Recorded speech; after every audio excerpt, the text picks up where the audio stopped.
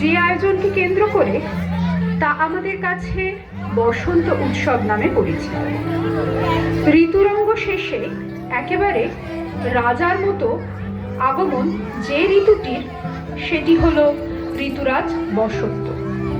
তাই বসন্তের আগমনী উৎসব বাঙালির 12 মাসের 13 পার্বণের মধ্যে এক অনন্য উৎসব। সর্বপ্রথম বসন্ত উৎসবের আয়োজন করেন কবিগুরু রবীন্দ্রনাথ ঠাকুরের ছোট ছেলে সমীন্দ্রনাথ ঠাকুর বসন্ত পঞ্চমীর দিনে।